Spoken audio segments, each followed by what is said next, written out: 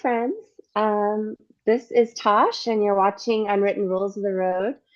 We have a very special guest with us today, my dear friend Ryan Hutman, of many, many things. But we'll start off with Kreign. Yeah, Hi, hi, Ryan. How are you? doing well. How are you today? I'm awesome. I'm super happy to see you. Yeah, it's great to see you. It's great. It's always great to catch up with you. Absolutely. I feel like we always kind of like pick up where we left off. We're like we go on our various adventures and then we come back together and it's, well, what have you been up to? So here we are. Yeah, So you recently went to Germany with Crane.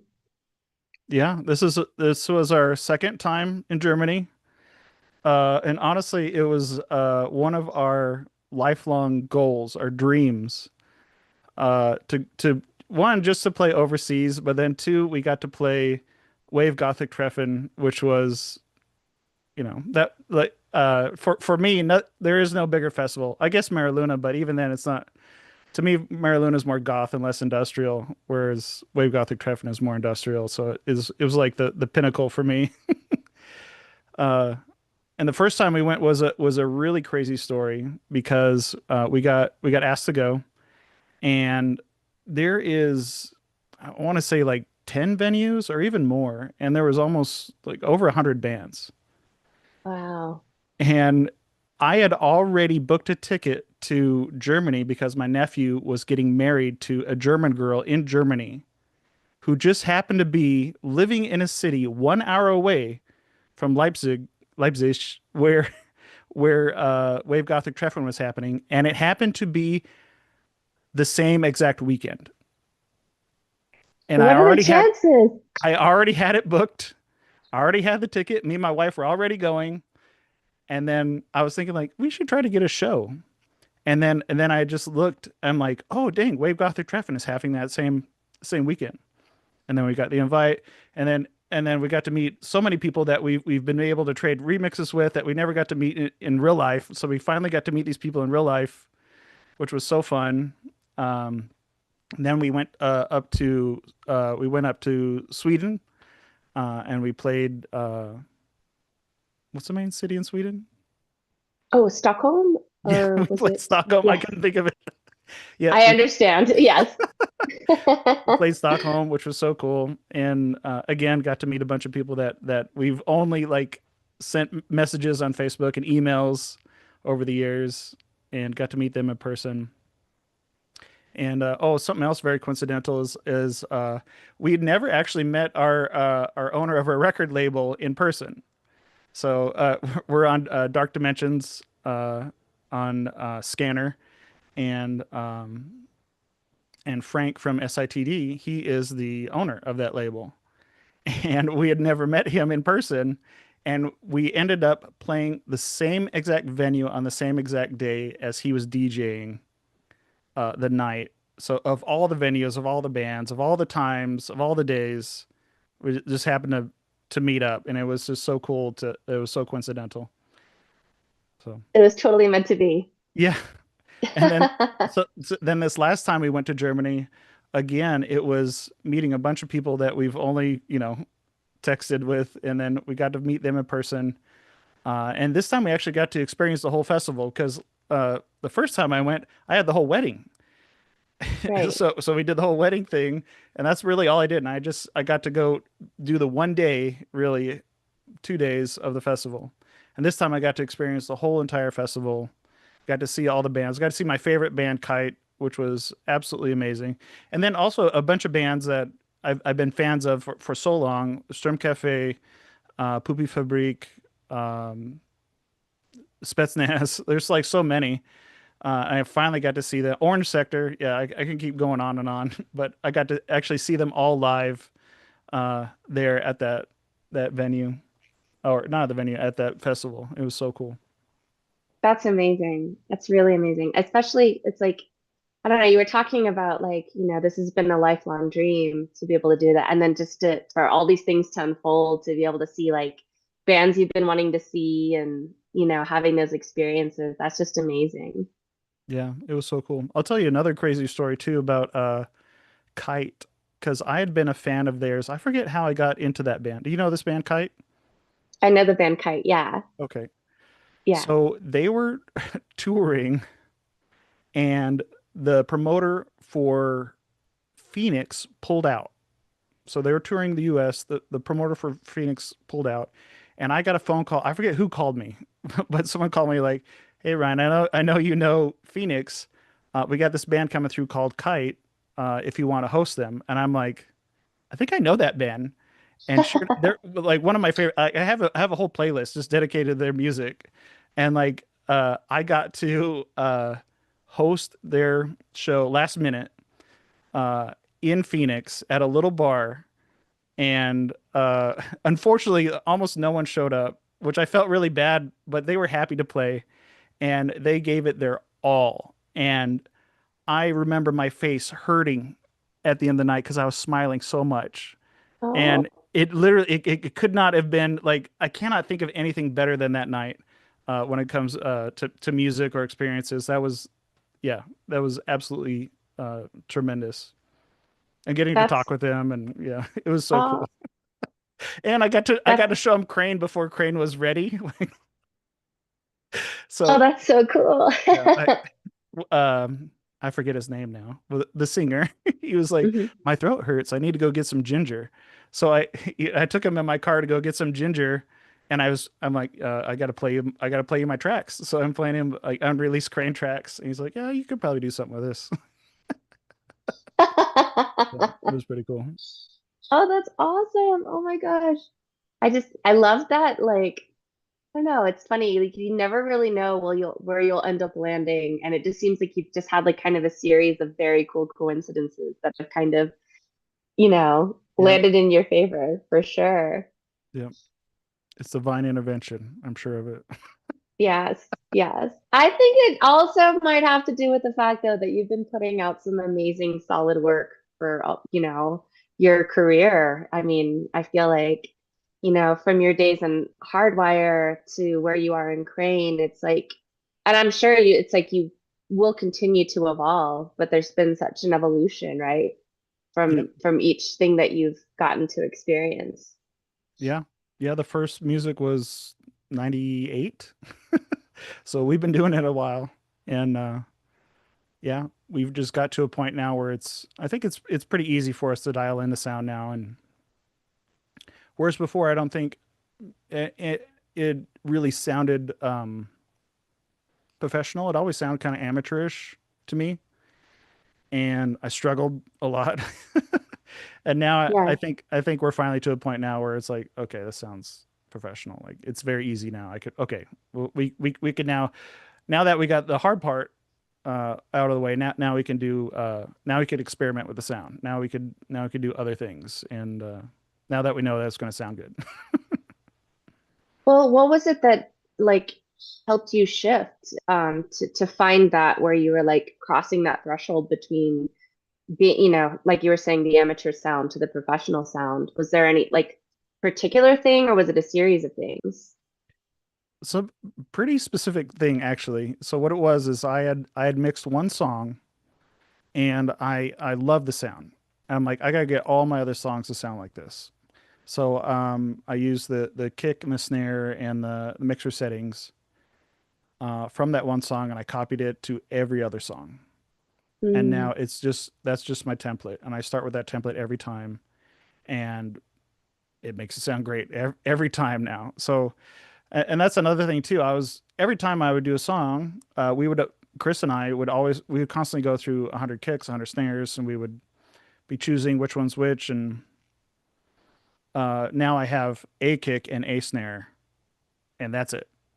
And like we could change it, but it's like we A and B it back to that kick and that snare to mm, make sure it's the same, tonality, whatever, the same loudness. It still kicks the same, still, you know, the same EQ. yeah. But that's really what made it easy for us is that template. Now I could throw anything in that template, and I'll know like, oh, it's not too loud, it's not too quiet. Like as long as I could hear this kick and this snare, we're good. We're golden. No, that's very, very cool. I was wondering actually, like, like how did you manage to find that? Is it like, are you self-taught in terms of your production, or were there ways that you learned how to create those sounds? Uh, I had a lot of help, but Yeah. a lot of experimentation, 20, Mhm. 27 years of experimentation till I finally Yeah. landed on on what I think is like the golden template. And then, Dave Strand, he taught me a lot. He showed me all his mixing techniques, which helped me, you know, By just the way, ways.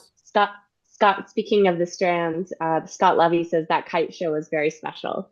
Oh, yeah. What's up, Scott? Yay. It was special. Yeah, I think that's awesome. Yeah, no, I mean, it's everybody has their flow, when it comes to the creation and the sound and, like, and that's really interesting that it's like through experimentation that you've found like what is really locked in for you, for your sound. Yeah. So finding the samples, like the kick and the snare sample, took a long time but it came back to where I would always I would throw that in a new song just to see how it sounded. And usually Yeah, it was the best. So now I'm like, okay, I think that's just the best. Like we're just going to do that every time and get yeah. get up to that level and then switch them out. Like just recently we swapped them out for we did a remix for a Beggar 258 and we have a totally new snare and kick in there, but we did A and B it to our original to make sure it was the same like levels and stuff. So So, in terms of like, because it feels like sound is something that you're very, very passionate about. Um, like, how do you apply that to your live sound? Like, how do you translate like the studio sound into the live forum? And is that hard to do? I think it's very hard to do, especially with our style of music, because the keyboard lines to me are almost impossible to play. Like you would have to. Chris and I cannot do it. Chris can he can, but like for short bursts, like they're so fast, Yeah. and they're usually 16th notes, so it's like you would have to be spamming the keyboard the whole time. Um, so honestly, a lot of the sound, like when we play live, is a backing track, which is most of those bass lines. A lot of the atmospheric sounds, those are all mixed into the backing track. I will play some live leads, but it's pretty rare, honestly, because I'm usually running around singing, so it's hard for me to do Hmm. both, to do the leads and to play. I'm not that talented. And then Chris, we he's a master of drums, so he has we use an electronic kit, and his drum sounds just build on what we already have and make it bigger. And I think that really like him doing that live is really what makes our show like a live show and not like a karaoke show. I don't think it'd be a karaoke show even so, but yes, I love that element. That's awesome for Yeah. sure. I mean, you really know, I first experienced you as Hardwire, and I just felt like just from the moment I saw you performing, you really knew how to engage the audience. Like it was like you really were just like, this is the music, this is the sound, this is who I am. And it was amazing. Yeah. So yeah. Yeah, it helps. I forget who helped me with that, but I perfected a technique of of showing the audience, giving me power. They're Mm. building me up, and I started doing this all the time, like yeah, get energy, and I started doing Yes. this all the time, like come on, and that Yes. that really got me going. Once the audience is like yeah, go, and I was like yeah, and it was this reciprocal thing, I think, with the audience. So it I was pretty love fun. it. You were totally doing that when I saw you, and I was like, yes, I am feeling this. Yeah, Absolutely. it's good fun. So from your touring from Hardwire to where you are doing your touring now with Kreign, like how do you feel like things have changed and shifted? Um, it's honestly the same. It's just less gear. Yeah. Um, oh, speaking of the live sound too, we actually bought some vocal processors, Chris and I, because on the album it's very affected. The Mhm. we have crazy amounts of like doubling and modulators and like a whole series, a whole rack of vocal processing. And we wanted to bring that to a live scenario, but man, like every show that we've played, like we cannot get away from feedback. Oh, And it's a beast. Yes. so the last show, we're like, you know what? We're not even going to bring them. It's Yeah. fine. Still had feedback. Still had feedback. I'm like, whatever. Like we just cannot win. There's no way. I think there's little feedback whales that just live in sound systems and they're sent to torture us. I guess Yeah. this is my theory. So the latest gear that we bring is Chris has SPDS Pro. He has some. He actually just bought some re really cool triangle pads from the 80s. They're rolling. I forget the name of them, but they're trying like they look like the Simmons almost, but they're rolling. And and he has like a rack for those. And then I bring a microKORG to Hmm. play the leads with, Nice. and that's it. Like that's it. We finally learned how to trigger our backing tracks through the SPDS. And Mm, I didn't realize how powerful the SPDS is. It is honestly bonkers how much you could do with the SPDS. We put all of our backing tracks connected to a foot switch. nice. And we could make the foot switch as long as we want. So like we actually a lot of our live shows, it actually starts with a really like this big build up piece. We did it in Hardwire too, but it was like this build up piece where we're not on the stage. We start the song and then we come out on stage while it's building up to like a big crescendo, and then we start playing. And it used to be like I would tell my wife to go out there and press the button and come back, but now we have it on a foot switch, so we can actually move the foot switch behind the stage, hit it, and then bring it out or whatever. Like there's a bunch of cool things we could do now. Although the last time we played, but it's kind of cool that we have it there to use that way. That's awesome. That's amazing that you can just control it with a foot switch. Yeah, it Yeah, makes it really easy. And also too, like the SPDS will never skip. It's hardware. I don't have to worry about updates. Like it's that's always going to nice. work. And when Yes. you can also use it to trigger back everything at once. So you can actually trigger 16 different tracks at once if you wanted to. So if you wanted Oh, a separate mix for one person, or you need a click track, or if you need something special for the house or something special for me, like you could make special backing tracks and trigger them all at once with the one foot switch, and it always works. that's amazing. Yeah, yeah, it was really cool. Yeah, I went to a deep YouTube rabbit hole of people using it live, of figuring out how people do it, and yeah, it really paid off. It was really cool to see. Shout out to Roland. Yes. Yeah, they Well, made that very cool. I was wondering, like, you mentioned a simplified setup. That must make it so much easier for doing like all of the touring abroad, right? With all the Yeah. flying that you do. Yep. Yeah, the first time we went there, actually, we plugged everything in, and our converter broke, and the his SPDS started smoking right No, right before the show.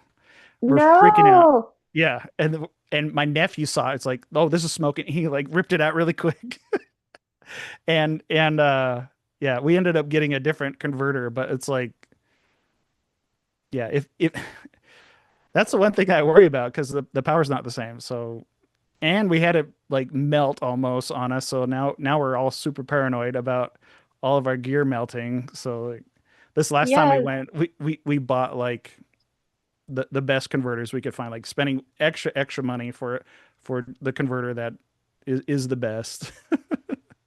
Just to make sure we're not going to have that problem again and have a backup. Yes. Yes. Okay, that's some solid advice because I feel like if you haven't, toured abroad, it's maybe something that you wouldn't think about or be aware of. So for sure, like having that backup and also having a really good, model of it. I think what it was is the Roland actually had it had a converter, like its power supply could convert or something weird like that. Like it could do Yeah, both whatever 210 or whatever 220 or 110. So it could do both, I think, gotcha. just built in, which was nice. So, but a lot of my gear isn't like that, so I have to have a converter. Gotcha, gotcha. Yeah. Well, I noticed on some of your beautiful videos that you've done, you also have like incredible lighting. Do you include like a visual show with it, or does the venues that you play at end up providing that for you? We don't like to do we like to bring a lighting guy if we can, Yeah, but that's not always the case. So there was one right during COVID, we decided to do a live stream concert where we had our lighting guy, Rich Boucher, come and do our lights, and I think that was the best we ever looked was at that venue with him doing the lights. And that's our preferred way is have him come do the lights. But when we travel abroad, we can't afford to fly him out there and have him do the lights. So we're usually just at the mercy of the venue. And what we saw yeah, too is we're not going to do like a screen behind us or play video or something behind us because I feel like that distracts too much from. I know a lot of people do it. Some people do it great, but I don't know. I feel like it distracts too much from the audience. Like when you have a bright screen behind you, uh, yeah, that's too distracting from what's happening on stage, and like it makes your stage lights useless. Like you need to yeah. have darkness to see the Hmm. lights and in between the lights. So yeah, Yeah, we usually if anything we would have them put our logo up really dim, but even or nothing, just do nothing, just do lights, and that's usually the best, I think. yeah. Oh, it makes sense. I mean, and the thing is really like you have a very high energy show, so it really is about just getting out there and having that energy, you know, which it's always enhanced by lights, but I think ultimately the show is a show with or without them. So yeah, There's times like especially in Hardwire where and like Rich did a bunch of our lighting shows with Hardwire and where the lights would start strobing like during like a blast beat on the drums, and that is a one level up. Like I already thought I was going crazy on stage, and then that yeah, happens, like, oh my God, like yeah, I even want to go crazier. Like yeah. yeah. So I think it really helps me to really get into it. And I think that also is reciprocated with the audience. We're like, oh my God, look at him. Yeah. Totally. Well, in Crane, you also have like a very specific aesthetic, you know, and we had chatted about that for a moment. And, I was curious, like, is that something that you had envisioned from the very beginning, or is that something that you just ended up developing? We were actually inspired by, we saw some art on the internet of someone who honestly had that look. They had black cloth on them. And they were wearing a black crown. I told Chris, I'm like, dude, we need to do this. Like, this is super cool. And we do it a little bit different. Like honestly, we kind of someone pointed this out the other day. We kind of look like the ring wraiths from Lord of the Rings, and I'm like, that's perfect. Yeah, that's great. Yeah, Yes. we could do that. But yeah, we do a little bit different with the flowing stuff and kind of like almost like a medieval like robe type outfit. And yeah, we also a lot of our songs, honestly, is quite a few of our songs talk about swords. So in the last album, some of the art we incorporated the swords. Uh, but yeah, we figured I couldn't really bring a sword around in Germany because they would probably freak out. Yeah, maybe so. Yeah, they'd get the cops on us. They'd have to catch me And though. I don't think they can. oh, this, I mean, yes. Just kidding. I'm old now. There's no way. Like they would easily catch me. I would run out of breath. There's no way. I don't know. I've seen you run around stage, so Well, it's been a big change lately. Like the last show, I honestly was really feeling it. And yeah, this means I need to go to the gym or start walking some more or something because I was really out of breath for a lot of that. More than I had been in the past. And we even did like Chris and I, we both did we knew that we were kind of out of shape, so we actually had to go. I started doing really long walks, or I was walking like 3 miles a day to try to get my stamina up. yeah. Still wasn't enough. Of course, it didn't help. It didn't help to like the venue. The venue had no AC, and Oh, it was super humid, and it was shoulder to shoulder in there. It was wow. like you could not move through the crowd at all. Like it was packed. So, yeah, all those people, humidity, no AC, like we were dying. And poor Chris, he had the he usually wears two veils, Hmm. and uh he said got stuck to his face, like his sweat was like waterboarding him with the thing on. So he Oh had, he no. had he had to take it off. He's like, dude, I'm gonna pass out if I keep Oh my that God. thing on. So yeah, it was hard. It was hard for me too because I a lot of times like we can't really see through it. Just like in hardwire, I don't know why I always have to like disable myself when I go on these any band I'm in. Like a hardwire, we wore welding goggles on stage. All right, what do you think that does? Like it's like it's impossible to see through those things. And then again, yeah, I'm doing the same thing in Kreign where I'm wearing this death shroud over my face, or I can't see anything. It's impossible. It's always been theatrical when I really think about it. I'm like, yeah, there's always been like something like that is like, yeah, let's see if we can jump through these hoops. Yep. Because I was wondering about the visibility, like how you're able to like navigate with the veil and everything. So Yeah, it's not easy. I felt really bad too. The last concert where I was uh one of the other bands, he had a bunch of lights set up. I kicked the lights every time. Every time I would go over where he had the oh light, I'm like, and after the show, I just had to apologize. I'm sorry, dude. I tried. I really did. I tried my hardest not to kick your lights. I just did. I kicked him a bunch. Sorry, dude. Yeah. What can well, I do? it happens. It does happen, and everyone for the most part I find is rather cool about that because we do understand the live music wind tunnel. Yeah. Yeah, he didn't care. He's like, no, it's fine, dude. So I felt less bad about it when he said it was fine. So are y'all do you have any shows on deck that are coming up, or are you just kind of focusing on in the being in the studio for right now? Yeah, no shows lined up yet. Um, but that can change any moment. We are currently working on we got asked to be part of a Depeche Mode tribute album. So Very cool. yeah, expect that soon. We're doing a cover of Something to Do, which honestly is that original song is so industrial.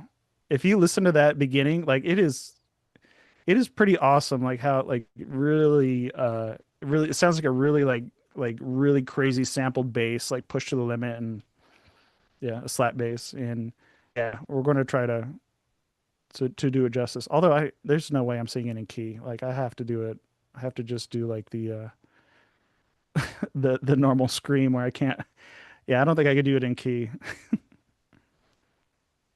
It's always so cool to hear like covers done in the style of like the person covering it. So it's going to be very, very cool. I can't wait to hear that.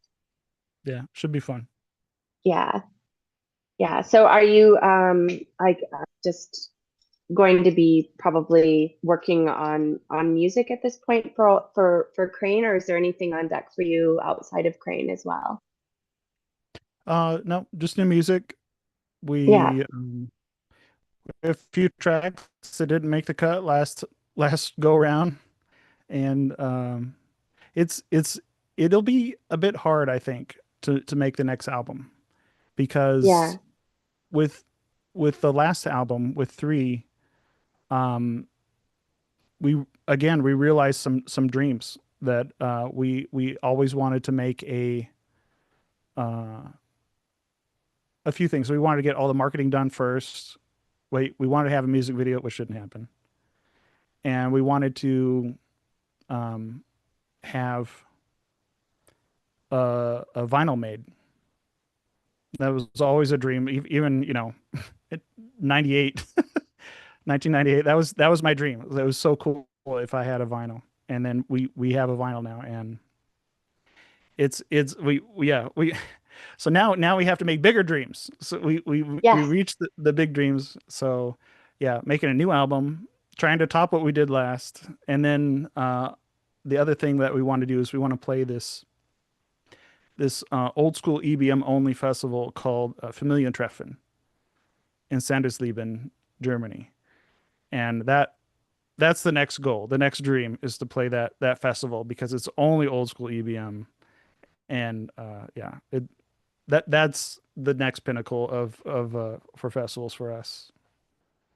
I know y'all will do it. I have no doubt. It's so cool just to say that, like, this is a dream of ours and then it's happened and what's on deck, and actually have an idea of what you were actually, wishing for. And I think I'm like, yeah, I could see that totally.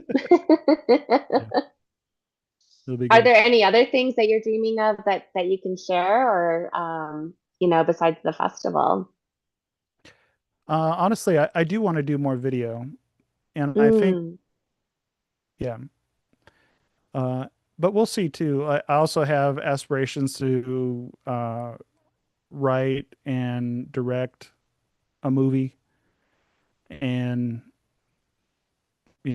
since I'm doing video full time now, I have a lot of I'm leaning a lot towards that. Whereas in the past, I couldn't wait to come home and write music, and now it's split between wanting to write music and wanting to create some video. So yeah. Yeah, no, I mean you're very gifted in both realms. So yeah, sometimes it's sort of like picking and choosing when you're like, okay, I feel the pull for this thing and I feel the pull for this thing, and mhm. kind of where you end up choosing, um like I think that especially like if you have a very clear idea, things tend to kind of just unfold very quickly. Yeah, for sure, I agree. Yeah. Yeah, I think that's something, well, especially as a filmmaker, I'm sure like you probably already have kind of general concepts and story and stuff like that, where you're like, these are the things that I want to explore. And I feel like that probably is a big part of the battle when starting from the ground up, right? Yeah, uh, Yeah, it's been nice to honestly use AI to make some of the concept art and to very quickly like get some of the ideas written out. So I've been really delving deep into AI lately, yeah, and it's been mind-boggling, honestly. Like what has been coming, what is coming, and like how quickly it's coming. And yeah, yeah, hopefully we'll get some more tools in the belt, and hopefully it just doesn't like hopefully it won't make my music better than me soon. Although I'm worried that I am worried that it's gonna make Crane music better than I can make it pretty soon. I think it's gonna get that good that quick. So we'll see. We'll see. We'll see. I mean, I feel like you're a person of evolution, so I imagine that you're always going to probably be ahead of that curve. Yeah, I I hope I stay ahead of it Yeah. and not get trampled by it. Well, Yeah. Yeah, it's a fascinating realm, that's for sure. I think that I don't know though, it's like I feel like if you have like a deep rooted like flow of creativity where you kind of like have your own flow of writing songs or you know whatever the case is, it's like I don't think anything can really replace that, you know. Yeah. So, yeah. I think too you need I think artists need turmoil in their lives to I think that's the reason they produce the art is they have some kind of turmoil, some kind of emotion or some kind of feeling that they need to express. And yeah, uh, lately life has been really nice for me, so so there hasn't been much turmoil, so I haven't had much been struggling for lyrics honestly lately. Before where Mm, I'd have like a clear vision of what I want to say. Lately it feels a bit forced, so maybe that's why I've been leaning towards video more than I have been leaning towards music. that makes sense. I mean, though I have not shared very much of it. Like sometimes if I feel like okay, I've gone as far as I can with writing lyrics for this one thing, I'll just start sketching, just kind of a way to change Yeah. things up and you know, I don't know. It's like you have to set it down, I think, for a little bit and explore another medium to maybe find what you're looking for in the song or whatever. Yeah, I heard someone tell me once, it's something that we practiced a little bit during the when we wrote three is just set a set time for working on it. And even if you are in a groove when that time's over, just stop because you will then want to get back to finish that. And you'll be thinking about what you could have done, and then you'll make something even better. Now you've given it more time. You've been able to think about it longer. And that's something we did a little bit during three uh, to kind of extend that flow period of that super creative period. Just stop it in the middle and then really think about what we did for a week, and then come back and then put it all down. So How long of a flow period would you set aside? we we would whenever I get to Chris has the studio at his house. So whenever I Hmm. get to Chris's house, usually after work until 8 or 9 would be the time. So we'd probably spend, you know, 3 to 4 hours, and then That's a good chunk of time. Yeah. and then we're done. Yeah. That could actually be very hard though, too. I was thinking, I'm like, if you're in a really good flow, to be like, okay, I'm gonna put a pin in it for now. Yeah. It's been nice. And every time when we finish, we always do an export, and then we would listen to it in the car. Hmm. I think Yeah. you and any musicians out there, you have to listen to it in the car every time. Yes. You have to. Yes. Absolutely.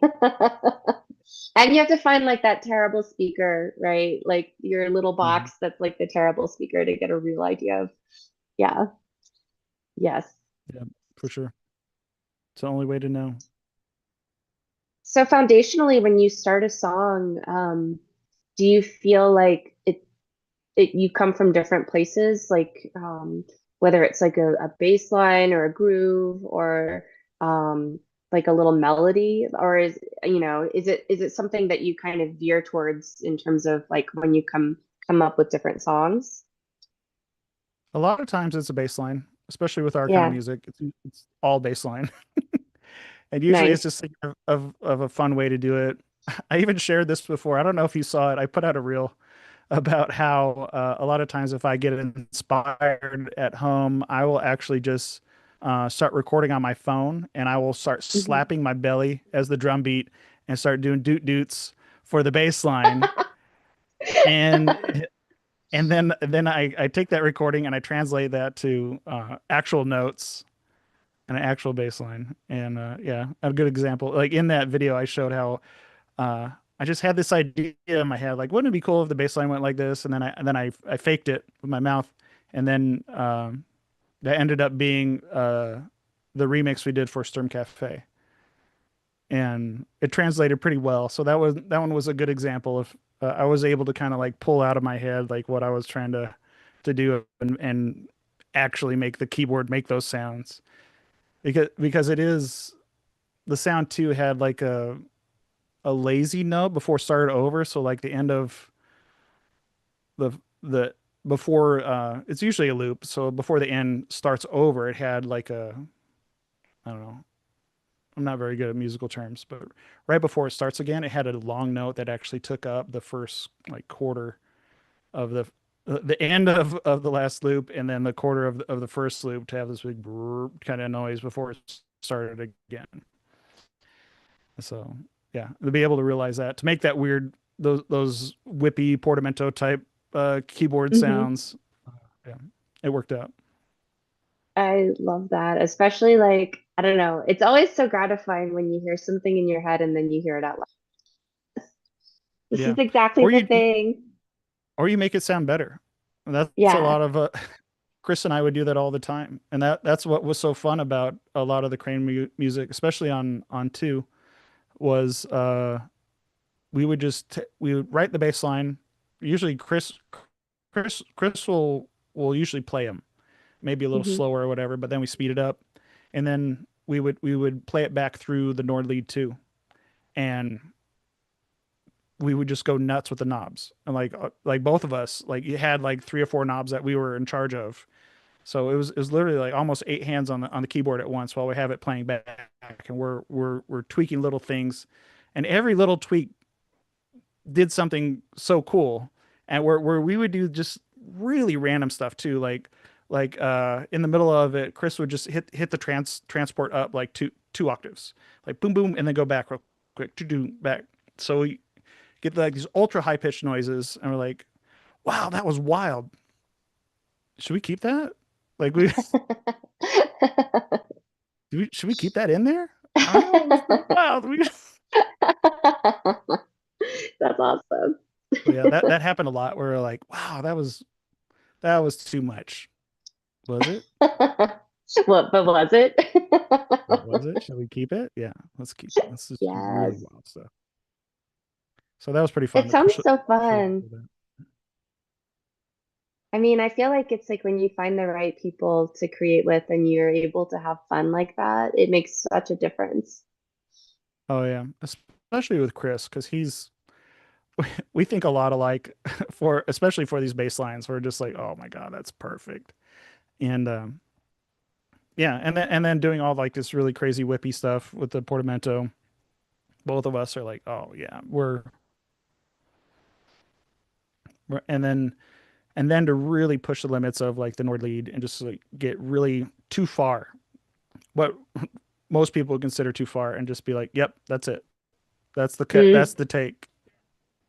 yeah. So, and usually when Chris and I are doing that, we are laughing. Like we're done with that, and like, oh my God, that was way too crazy. We're laughing, and then we're like, yep, that's it. That's I love that so much. It sounds so magical. Like, I do you actually know, I have an idea of like what the knobs do, or sometimes is it just sort of trial and error where you're let's just see where it goes. no, we're we're pros when it comes to the Nord lead too, Yeah. and we got pretty good with Serum. Most of the sounds on three are Serum actually, and very few are the Nord lead two. Uh, but yeah, the Serum is very inspirational too, and I'm looking forward to getting Serum too. Maybe it'll be another batch of inspiration from that. Uh, the new stuff that's in Serum too. But that one when I got that and I uh, that really inspired a lot of the sound in Kreign 3. Very cool. That's awesome. Like for somebody that is wanting to start out, like as a keyboardist or synthesist, like would you say like maybe foundationally one of the steps is just first of all find your instrument? I don't know. I was just talking with someone about this. I forget who Yeah. it was. I feel like it's a whatever that instrument is, it doesn't matter. That's going to be the best instrument. What when you first start out and you there's something that you really want to try, you'll find a sound in that will just be your sound for a time, I think. Mm, Cause like, you know, I we still have that Nord lead too. We had that all through Hardwire. Uh, and to me, honestly, that the sound for that keyboard kind of defines Kreign. It was the Nord lead 2 and the Axis Virus Polar. Those two keyboards were all over 2 and a lot of 3. And yeah, I think that's how it works. Like you'll hear something or you hear someone play something, then you'll go buy that keyboard. That will be your sound. You will then push that keyboard to its limits.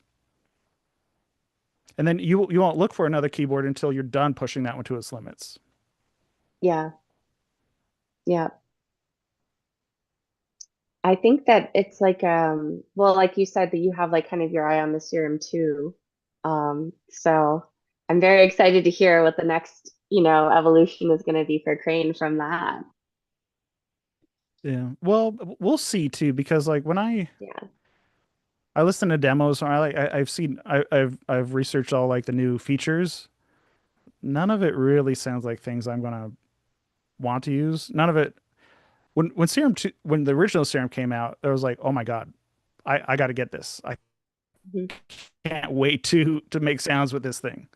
And then Serum 2, like all their features, like they sound cool, but I don't know how I'm going to use them. I can't visualize it in my head or sonically, like how I'm going to use the new features. But maybe I'll just be inspired by new what's it called? It's new presets and stuff. I do that a lot. Yeah. I'll buy a bunch of like sample packs and try them all out, see if there's a sound I like. Do you ever do any sampling of things yourself, or do you usually use like other samples that have already been made? We do a lot of our own. Um, Yeah. you'll hear, yeah, a lot of the eerie sounds that we have, honestly, are from sample packs. I find it's really hard to create eerie sounds at the caliber I'm able to just get from other people. I haven't Yeah. been able to figure out eerie sound, whatever atmospheric sounds well. So those are easier for me to go outsource. But yeah, we do a lot of samplings. A good example is the last remix we did, the one that we did for Beggar, uh, 258. The we sampled, we actually sampled like some really old uh, stuff. We sampled the movie. What is the movie? It's a post-apocalyptic movie. Uh, where I can't remember it now, but we sampled a really cool phrase from that movie. It's gonna kill me. Well, whatever. You're gonna remember right after we finish talking. Yeah, Is it's it just like a sampled the modern? Is movie, it a and then no, No. it's a yeah, it's a famous movie too. Or they all take drugs called soma. Does that sound familiar? Oh gosh, it does. And I can't think of it either. That's the part we sampled at the end. Yeah, there's this the lead character. He was known as the Savage, but he was from Mm, the the outlands away from society, and he learned to read on his own, and he learned Shakespeare, and because that was one of the books that he read. So he spoke in this kind of Shakespearean tone compared to all the rest of the people that had no knowledge, and they're all deemed just like worthless people. They brought him into the society. Anyway, so everybody in society takes these drugs, and it's him yelling at all the people, like, "Don't you want to live? Don't you want to feel the blood in your veins?" And I just thought that was such a cool thing to say, ha have him like tell, like almost in like this Shakespearean like language too. I thought was really cool. So we did that, was it and Brave New then World? yep, Brave New World. Yeah, so they made a version of that. I want to say in the early '80s, that had him go off on the people, and it was so cool. We also sampled a really crazy drum sound from Alphaville. Chris was telling me how like he's like, there's this sound in Alphaville that I've always wanted to replicate, and he played me the song, and then we actually used AI to kind of isolate that drum because that drum was, a bunch of other stuff was layered over top of it, so you couldn't really get a clean sample of it. But we use AI to cut that out. So then we sampled that, and we did something else too. We did another drum hit that was I think from a 242 song. It was just like Mm, just a crazy drum hit, like, you know, that we also kind of like pulled out and then inserted into our song to kind of like fill in like for extra drums and like percussion. that's So very cool. we do a lot. I think every single one of our songs has sampling, uh, and it's usually something that we are doing. It's not like we're buying a sample or something. I've been on a kick lately to find video game noises of like people getting hurt in the video game, and they'll make like a Mhm. they'll make like a grunting or like a pain noise, and then I put that into a sampler, and I'll shift it so so I've been doing that a lot of like these vocalizations of like these grunts in the songs, and I've been doing that all the time. So yeah, expect that on the next album, Yeah. guys. A lot of grunts from video games. That's awesome. I think it's amazing that you have such an ear for sounds, to the point where I mean, does it ever get overwhelming though when you're out and about, in a day and you're like, oh, I hear this sound and I hear this sound, or, sounds that might bother you? I'm not sure. No, there has been a few times where I literally have to get my cell phone out and record a sound. Where I'll Yeah. like there, it's usually a machine sound. Honestly, it's usually like some like a crazy like belt fan or who knows. Like, oh, what a wild sound, and I have to get my phone out and record it. Usually those don't make it into the what's it called though. Those when I record my cell phone, that doesn't make it into the song, but it inspires me for like, okay, let's try to recreate that what I heard there and try to make something like this. So Mm, it still helps, but yeah, it's yeah. very rarely I'm going to record something with a cell phone and then put that directly into the song. They never quite turn out just for whatever reason, the little cell phone. Yeah. Yeah. But I mean, I think that's really cool because like, I feel like on a very foundational level, like, your sound is it's recognizable. It's such a beautiful, like, polished in a good way sound. Like it has just a next level, like, feeling to it. I mean, I've noticed that with your remixes, I've noticed that with your own music. And so like I just imagine that it's just, like you were saying, you've been doing this for a while. And if it's something that you focus on, like I feel like, hopefully you continue to get better and better at whatever the thing that you're focused on is. Yeah, I think so. It's I still struggle with getting, Chris and I both do vocals for our songs, and it's really hard, honestly, to get us both to sound even in the mix, because we have our tone is so different. He's got almost like a Laibach, super low gravelly tone that he usually has, and me, I have a really, kind of high pitched, painful grunt, whispery type of yelling, and it's hard to match those in the song. But I just got some new software that I think is going to help even that out. And honestly, when I part of what took me so long to finish that remix of Waves was I couldn't get there was one part of your vocals that kept like overdriving the compressor I had, and like I couldn't, I just for the life of me I couldn't figure it out, and it kept bothering me, and I sat on it for so long. It got to the point where like I'm just gonna buy some software and hopefully it fixes it. And then I did, and then it fixed it, and then I'm like, oh great, oh finally I can give this back to them. Like, oh, it sounds great now. So yeah, but during that process, I actually lost a bunch of the song. My plugins weren't working right. I don't know what it was, but I had a bunch of presets for a bunch of the uh, all of the synthesizers. I I'm not kidding. I think there's like 12 in that song, 12 different sounds played, and it messed up like a bunch of them. They would not load. So I had to recreate it using an old export of thinking like how I originally made that, and I had to remake the sounds. And I got pretty close, but because I made them originally, but I got pretty close.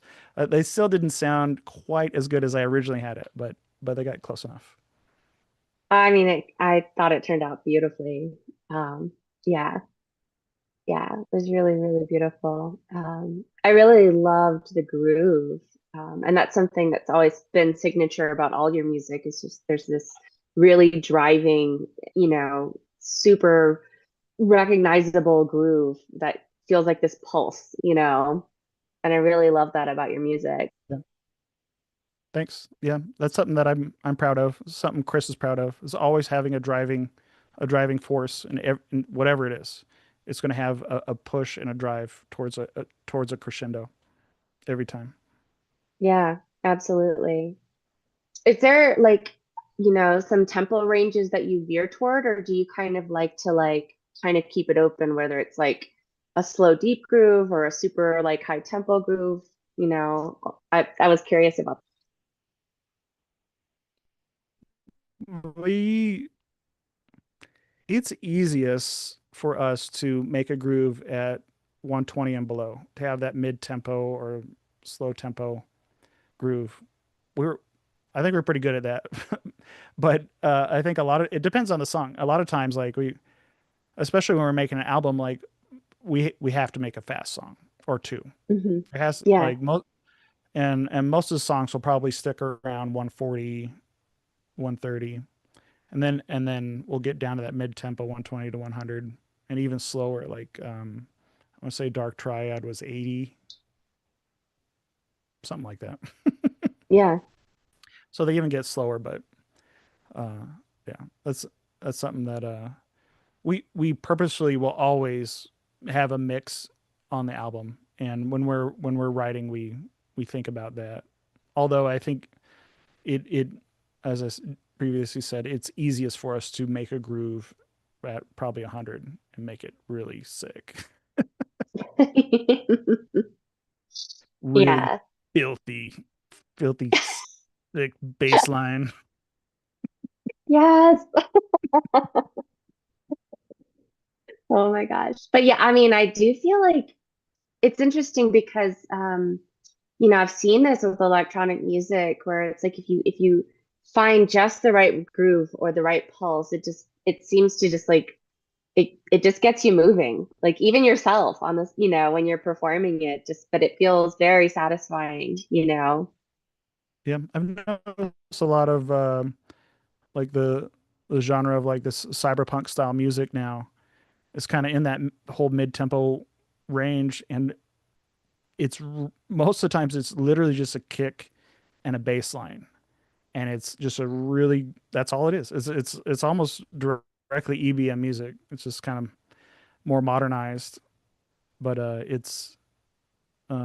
yeah, it's just nothing. There's just nothing to it. It's just that done Yeah. really well. Just kicking a bass line and a groove done really well, and it's really fun to see.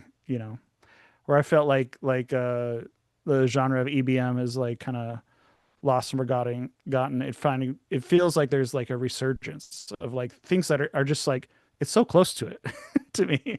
Like all this like modern cyberpunk style and EDM like Res and I'm trying to think who else is like that. But there's a bunch of these bands that are making this kind of like dark uh, dance floor music, and it's like it is so close to EBM. Like, okay, this is good. Like, kids are liking this again, so we're good. Yeah, for sure. I don't know. It's interesting to see like how things will cycle and then, but then like the modern takes on it, you know.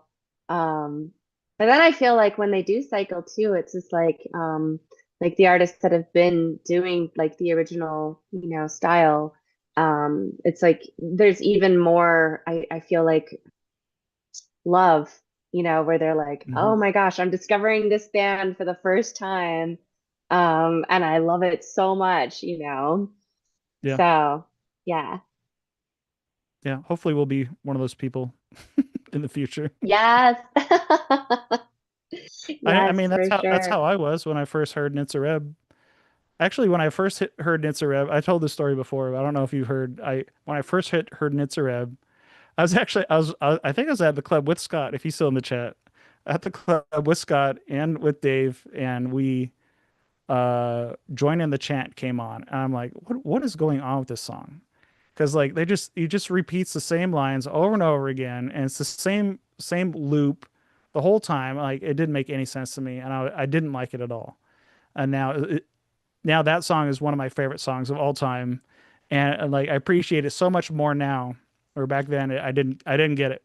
I didn't get it like what he was trying to do back then. I don't know if I still do. I still maybe I still don't know what he was trying to do back then, but I love it. I absolutely love it now. I love the repetition now, and I love that it. He doesn't need any other bass lines. He just needs the one. That's the best Mhm. one. What do you, Makes all the that's all you sense. I need, mean, and why he's able why to break like it? Yeah. yeah. Why have variety? He already no. He picked the best bass line already. It's done. Yeah. Yeah. I mean, there's some songs where they're just so tasty, and you're like, well, I could listen to that in loop over and over and over. So, yeah. Yeah. So is Nitzer Ebb one of your foundational inspirations? It's it is now.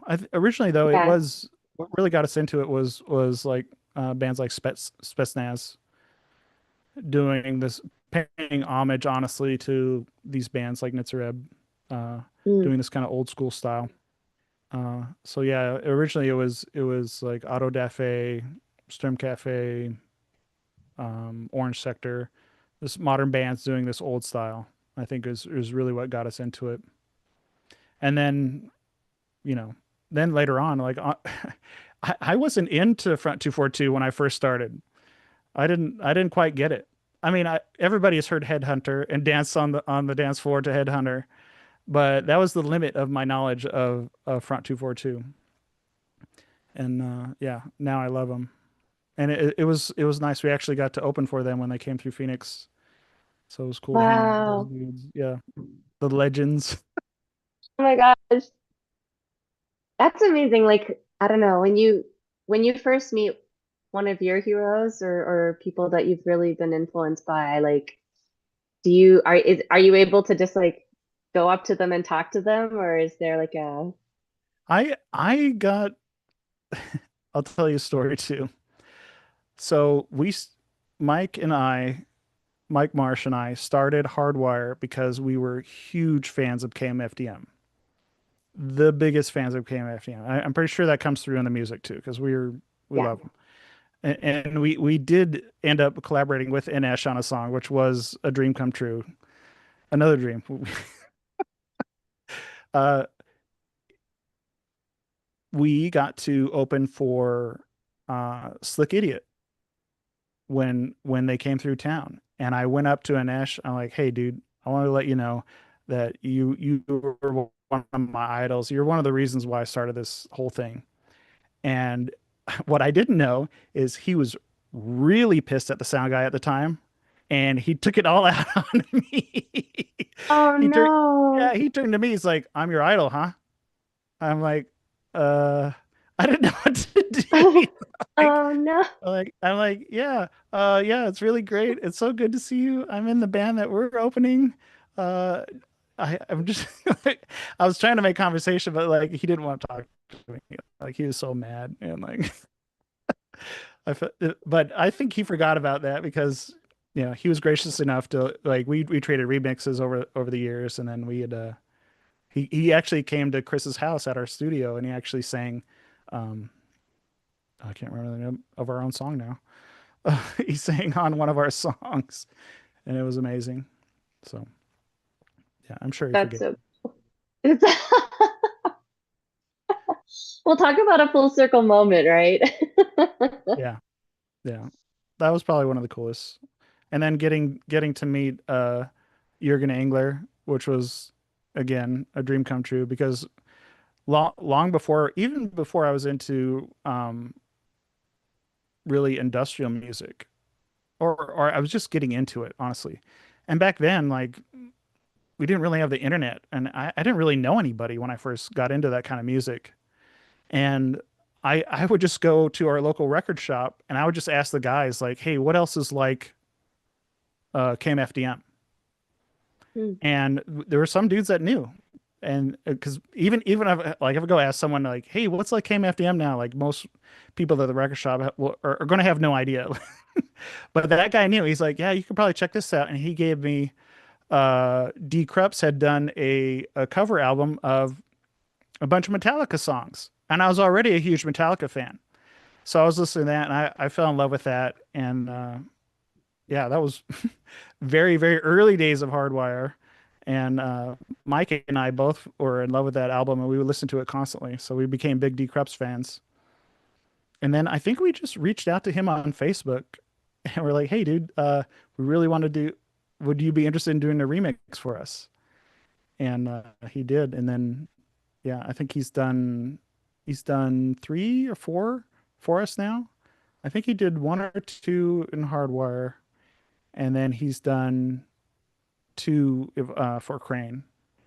Wow, So that's yeah, it amazing. it was yeah. I think he gave us the biggest compliment too when he really wanted to sing Disco King for Kreign, and we're like, I remember asking him like, "What do you think about if you sang it in German?" And he was like, I don't think that's gonna work because like the language just doesn't work out. Like I can't make it rhyme and stuff. I'm like, don't worry about it. Like if you think about it at all, you don't have to. But if you want to do it in German, I think that'd be really cool. I don't care what you say. You can change all the lyrics. Just do whatever. But he did. He turned it all into German and then gave it back to us, and we redid the song with his German lyrics. Oh, So that's awesome. yeah, it was I fun. love that. German translates so well in this style of music, I think. There's just something so beautifully rhythmic and Yeah, powerful, I think, about it. Yeah. I feel like it was born in Germany. This whole style. Even though I Yeah. don't think it actually was, but I feel like it should have been. Yeah. Yeah. Well, I mean, I think it's so cool, like going back to like, how you were talking about, like it was a lifelong dream to be able to go to Germany, these festivals, um, like feeling the call for it. I've never experienced it myself, but from everything I've heard, it's just really amazing. Like the whole like dark music community, and varying forms of dark music too, whether it's electronic or Hmm. goth or metal, just whatever the case. I feel like there's just such an incredible scene over there.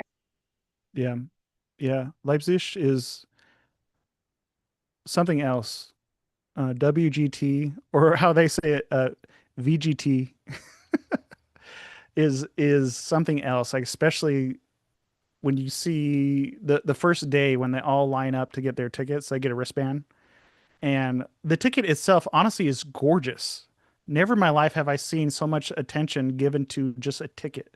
It's honestly it's like an art piece, the ticket Mm. itself, and it is so cool. And yet you get this band, and there is a line of I don't know, I want to say 1,000 people, maybe not that many, or exaggerating, but it takes you it takes you probably a good hour or two to get through the line. And to see that many people all dressed in black, and during the days of the festival, they all take over all the areas where all the trolleys are full of them, all the buses are full of people in black, and there's big groups, and the whole park is just nothing but black. It is just so cool to see, and the amazing outfits are so cool to see, and so many vendors of people who sell that kind of merchandise too. It's like, and stuff like I can never get. Like there, we went there and they had this whole shopping area built out at the park of, they had like an indoor section where they had, I don't know, probably 100 vendors. And it was just like the most gorgeous art, like homemade art. And then there was a guy that had the only sold EBM stuff. Like you would never find that in America. Like that, there's no way that you would find an EBM only uh, seller of anything. And it was just so cool to Yeah. see, and you know, meet those people, talk to them about their art, and see all that cool stuff there. That's so cool. Like I love that it's like, and to see it on mass, but like a shared love, it's like, and to see that many people, I feel like that's where when you go to these places, you're like, oh wow. Like it's one of the things I love about festivals. It's like, you find other kindred spirits where you're like, oh, we all love very, Hmm. similar but different things, and it's very cool to convene. Yeah, it's so nice. Yeah.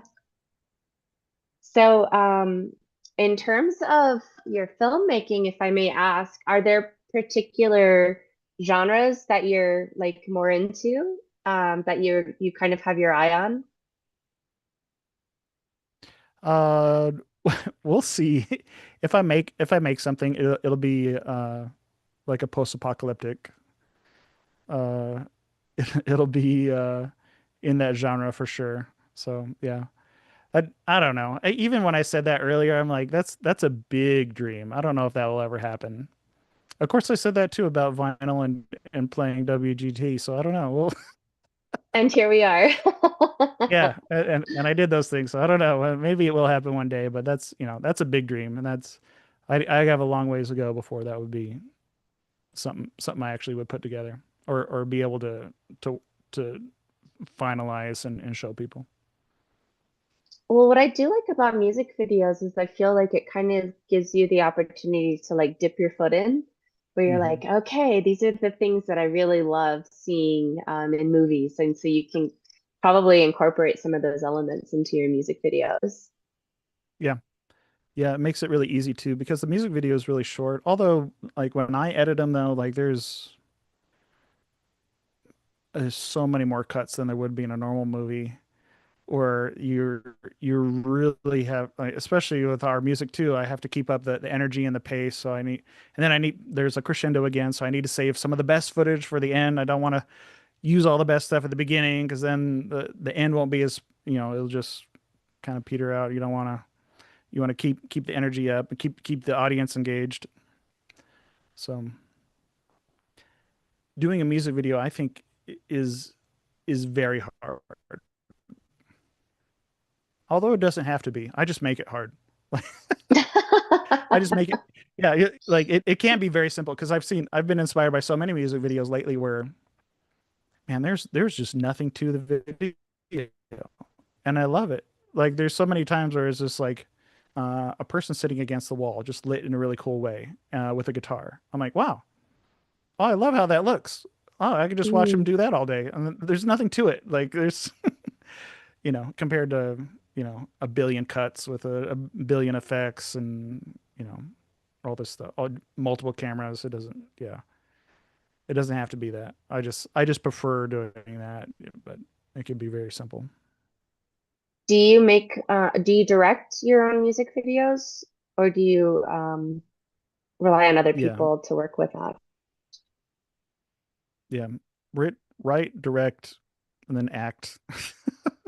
But we're lucky to have George Gifford as our uh, uh, director of photography, where he can really take what I have in my head and then make it better. Like I don't know how he always makes it better. Like he is such a gift, where I'm like, I see him with the camera, and I see what he's his way he's moving and stuff. I'm like, oh my God, this is, what are you doing, George? And then he plays it back for me. I'm like, oh my God, this is amazing.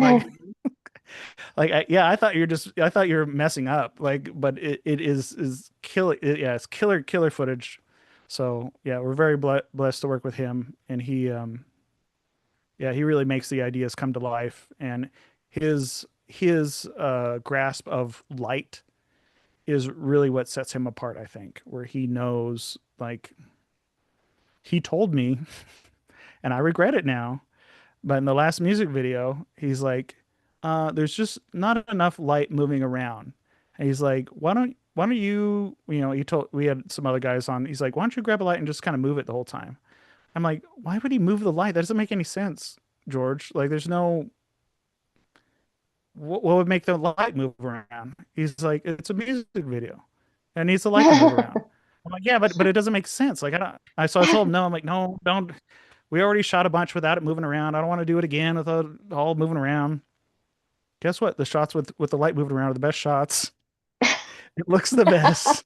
It doesn't need to be explained. And yeah, so now I regret not listening to him, because he's usually right. He usually has. Yeah, it's nice to see his vision, uh, on top of what the limited information I give him. I see what he does with it. It's nice. I feel like part of the joy of when you get to collaborate with people is like seeing like things from their lens, and like you were saying, like it's like how they'll just like next level whatever the thing you originally thought of. Yeah, yeah. It helps. It helps a lot. Yeah, yeah. I don't think we would be able to make like the break the beat video, or even the hardwire video, without George's unique perspective. Something we did in the break the beat video, I know no one else could do, was, we actually used the same technique that they use in Blade Runner to make the pupils glow, kind of like, like animals do. And the way to do that is very difficult. We actually had to set up a piece of glass on top of the lens, and then shine a light so it bounced off that glass and go directly down the lens. And so the lens doesn't see it, but it picks up almost like the lens has a flashlight coming out of it. And that gives it that reflective look in your eyes. And we did that. And that was very difficult because, one, lining up a piece of glass in front of the lens, and then lining up a flashlight to also then point straight up, that where it would match perfectly, but then also match what we're seeing, what the end of the lens is seeing. So getting all that stuff, it was a lot to set up. And George had already researched that technique and knew exactly what to do. And yeah, there's no way we would have been able to do that technique without George, for sure. Oh, that's amazing. So besides Chris and George, are there other people that you really like to collaborate with? When it comes to Kreign, Hmm. uh, we don't. I mean, our photographer, we love too. That's Jim Fury Hesterman. He really, I think he's the best photographer there is. So we make sure we use him for any photo shoots that we're gonna do. He gets the call first. Yes. Um, and early in Crane's career, it was Dave Strand. He was featured on two of the Mm. songs for the first album, and yeah, he was really inspirational getting us going, and knocking out knocking out that album. So, but other than that, there hasn't. Yeah, yeah, it's Yeah. really George and George and Chris and I, when it comes to being creative, and visually, and then and musically, honestly, it's really just Chris and I now. Yeah. Well, it's coming back to like where you were like, we found this right sound, we found this right template. And when you find the right thing, it's like, well, that's that's the right thing, you don't have to keep on reinventing the wheel to continue to develop that. Yeah, we'll see. We need to push it as far as we can. Yeah. I I listened to an interview recently where I forget who it was. I want to say it was one of the guys from OMD, and he was saying how in every genre of music, it was always the music that was pushed to its very limits that people remember the most. Mm, Like distorted electric guitar. Like they couldn't push it any farther, and that was the sound that made that decade. And then after that, like I think about like the 80s, it was like the gated drum, which like didn't exist. Well, of course they had new instruments too, synthesizers and stuff became really prevalent, so that was kind of new.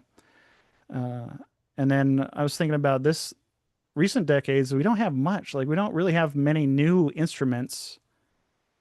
They're all kind of copies of old instruments or just old instruments. And the only new things I was thinking of was like compressors and auto tuners are getting pushed to their limits. And this is what people are now wanting. They were wanting this sound like pushed to its limits. And it's just kind of cool to see like this kind of like this punk rock vibe is what people are latching on to most through all these genres of like taking this instrument, pushing it as past where it can go. And that's what makes it unique. So that's what I need to do with my template now. I need to push that past where it should go, and hopefully that'll be good for a new album. oh, I'm excited to see where you go with that. Yeah, I'll need some help because I don't know. Yeah, I don't know. It just I completely understand and relate to the push, for sure, where you're like, okay. I mean, I find that sometimes I write songs that are beyond what is easy to sing, and I'm like, Mhm. oh, Tosh, what were we thinking? But you have to grow into your own shoes eventually. Oh yeah, oh yeah. I did that with Break the Beat. Man, that song has so many verses. I think it's 5 verses, and I sing them fast and like it was a lot. Yeah, and even then, like recently, Dark Triad, I tried to sing and enunciate as fast as I could. And it feels easy to me now to do it, but Yeah. when I first wrote it down, I was getting tongue-tied over and over. I had to do so many takes to try to get it enunciated correctly and like in the right whatever, in the right order and stuff, and not fumble over my words. And it took a lot, but yeah. Do you do you have like I don't know. Do you ever, I mean, obviously it's like you probably put a lot of work into like, prepping for your live shows, but like do you ever have moments where like you might forget a lyric or, things like that just as a vocalist? Yeah, unfortunately, it happens a lot. More, the audience doesn't seem to notice, so well, that's good. But yeah, I will mess up quite a bit. And like especially with the new songs, it's very strange. Like I know what vowels they need to sound like. So I could just make some noises that are close enough. And that's happened quite a few times. And when I'm playing live, I'm like, yeah, it's kind of like, and then it works out. Yeah, trying to Yeah. trying to remember the next line is usually difficult. And usually the way it works in my mind, if I could remember the first word of the line, I'm good. Yes. But if I can't, like the next verse is coming up, sometimes it's literally right up to the very second where my mouth needs to open, and that's when I remember what I'm supposed to say. That's happened so many times where yeah, that's how it works for me now. I think And I'm just somehow it comes out. old. Yeah, I think I'm like I don't remember having that problem in the past. I have it now though, where I just up to the very second, I'm like, what's the line? What's the line? I'm thinking in my head as the songs progress, I'm like, oh my God, what is that word? What is the word? And it's right until the very now it's the word. Like right right when it hits. Oh my gosh. Well, in terms of like tours that you've been doing with Kreign, are they more like one-offs or do you do like some back-to-back shows when you're out and about? We, Crane is very different than Hardwire. Yeah. We have not actually played many shows. We were lucky enough, so we met Hosiko doing a tour with them with Hardwire, and uh, we played the Crane music for Eric, and he loved it, and he invited us to play our very first show with Hosiko in Mexico City.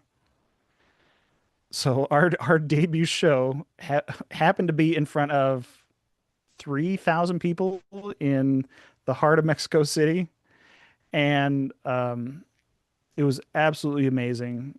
And we actually didn't even have the album done when he invited us.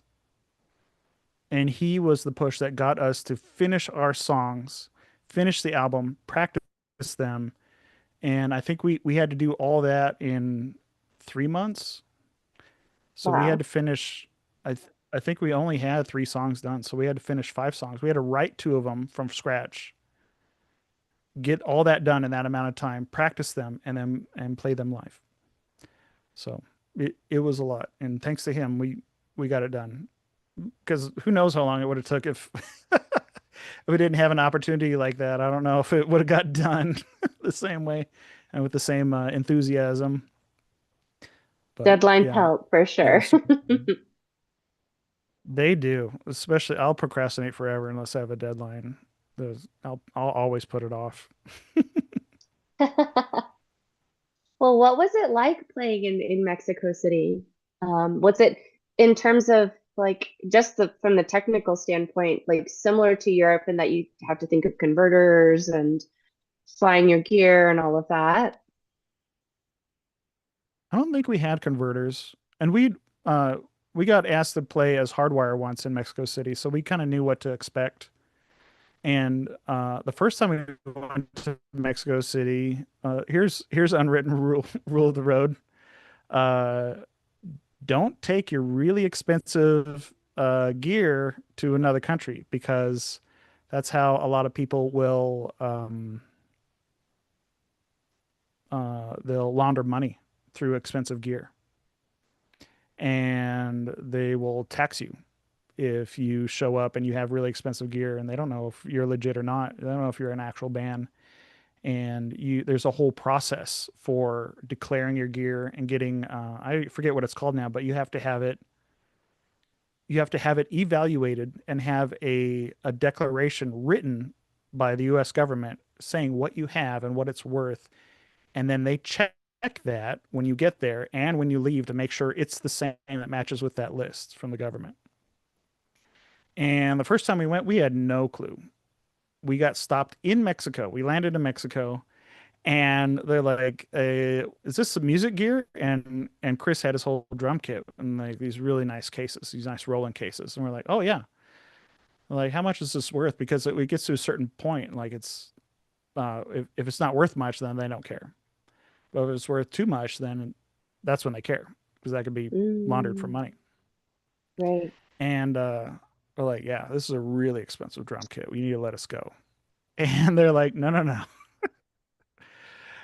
And yeah, it took me sweet talking the lady there to please let us play the show and take our gear and not get fined basically or get taxed to bring our gear into the thing. Or really what they were supposed to do is not let us in.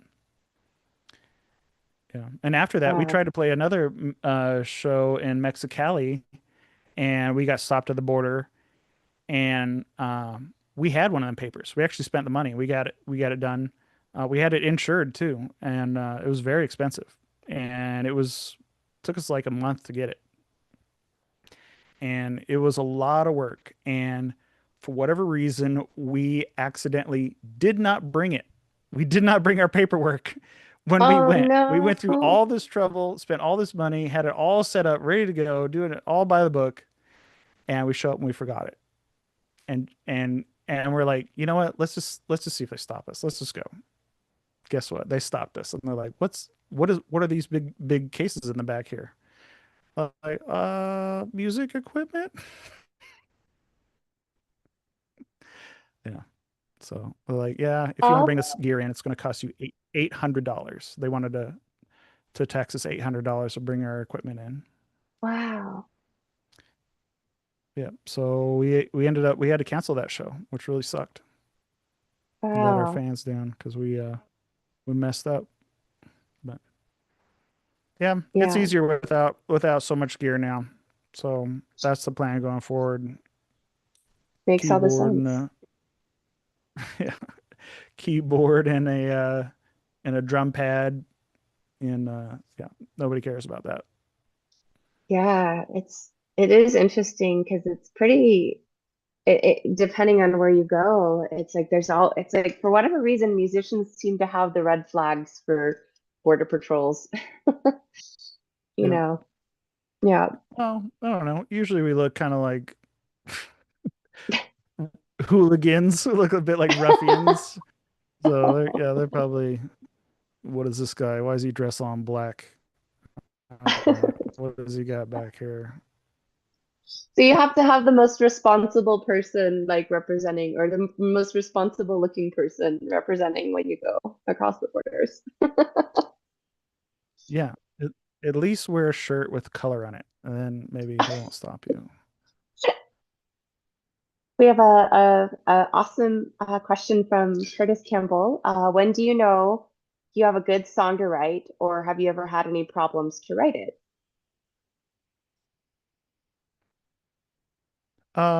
It's been both. Sometimes I'll struggle to make a song. But a lot of times too, I'll be inspired and I can write the whole song in a night. So it's both. It just really depends. It just depends on how inspired I am. If I'm actually if I trying to force it, or if I'm so inspired that I just have to like, or I have an emotion or something that I have to really put down. So that's the difference. So when you are running into that like lack of inspiration, I guess, like how do you approach it from there? Uh, Again, it would be cutting cutting the time spent on it short. Gotcha, Just gotcha. Yeah. and same thing when I'm inspired, cutting the time short. Mm-hmm. Uh, Yeah. just not, yeah, especially if you're not inspired, uh, just stop, think about it. Yeah. Stop and think Yeah. about it. Get inspired. Mm, yeah. Maybe throw it away. Do you know how many tracks we have? I think Kreign is working on its 144th track. Wow. So that's how many ideas have died. So that's how many ideas have died and been left on the cutting room floor. So yeah, every time I start a new track, I number it. So that's where we're at. Wow. Yeah, it is interesting what ends up making the cuts where you're like, you go through it and you explore it as far as you can go, and then, you know, and then some things where you're like, this one just isn't gonna, end up being the right thing. Yeah, Chris always has the final say too. I trust him for all that stuff. So and arranging the songs in order on the album, that's always Chris. I just do not. I might have something to say, but usually he just nails it. So Yeah. yeah, and what gets cut, that's always up to him too. Well, uh,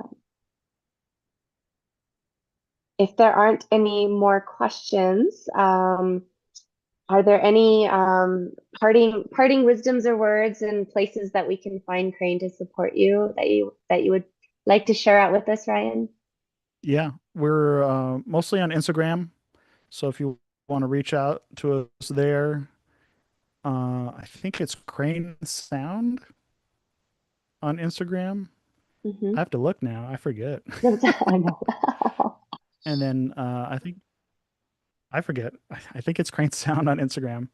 Uh, but yeah, we're on Plain there mostly. music. We're also on Facebook. For our music, Yes. honestly, I love Spotify. I am Yeah. absolutely in love with Spotify, Yeah. and yeah, all our new music is there. So that'd be the best place to listen to us. Well, if you want to buy it, you would buy it on Bandcamp through our label through Scanner Dark Dimensions. That's where you'd be able to buy the album. And then physical copies, it's honestly hard to get in America. It's in Germany at special stores like Papa Knot. There's a bunch of stuff I don't know from because our label is a German label, so it's all made in Germany. And I know you could buy it through Papa Knot, and there's a few other retailers too, but there really is no retailers in America for the physical copies. Oh, well, but there are the places that you can experience your music digitally. So Yeah, yeah, Bandcamp Bandcamp. and Spotify for sure. Yeah, yeah. Well, dear friends, thank you so much for taking the time to hang out with us. And Ryan, thank you so much for sharing your awesomeness with us. It's always so good to get to chat with you. Thanks. Yeah, thanks for having me on. It's good to see you, Tash. Well, we will see y'all next week. We have Eli Lev joining us next week, who is a solo artist, solo acoustic folk artist who tours like incessantly, who's on the road all the time, and will be sharing his wisdom with us. But in the meantime, I hope y'all have a wonderful rest of your week.